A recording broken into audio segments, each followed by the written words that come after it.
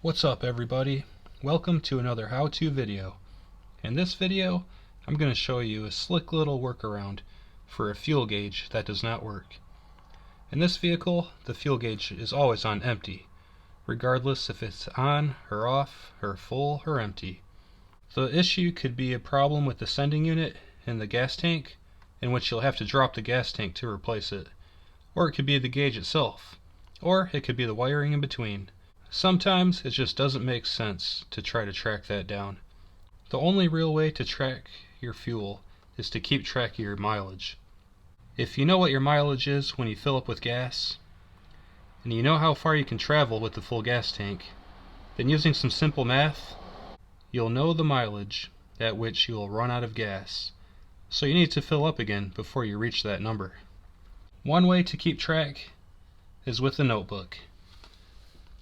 You can write down your mileage when you fill up, and then write down your mileage when you'll run out, and just keep an eye on your odometer and make sure you fill up again before you hit that mileage. But that can be inconvenient and not very reliable.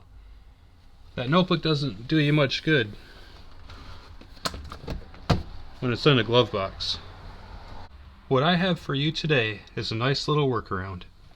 First, you'll need to print a fuel gauge on a piece of paper, or you can draw one. I picked this picture because I like it. Next, you'll need to laminate it, so it's encased in a layer of plastic. If you don't have a laminator, you can use packaging tape. It won't be as robust, but it'll get the job done. Then, attach it to your dash somewhere, where it's easy to see.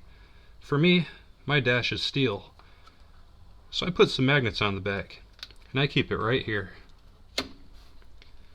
That's my fuel gauge, and it looks good. You'll also need a dry erase marker to keep in your glove box. Next, you need to know how far you can drive on a tank of gas. So, just for fun, let's say you have a 10-gallon tank, and you can drive 10 miles per gallon. So 10 miles per gallon times 10 gallons equals 100 miles. So the range of your vehicle is 100 miles.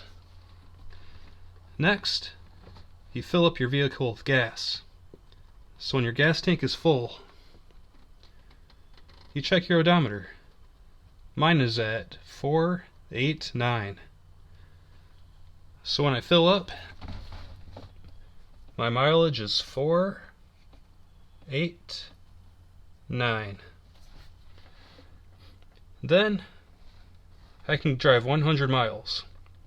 So I add it to my current mileage.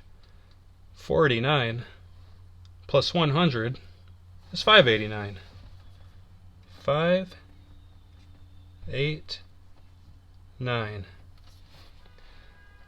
That's what my mileage will be when my gas tank is empty. So, as I drive, I can keep an eye on my odometer and make sure I fill up before I hit 589.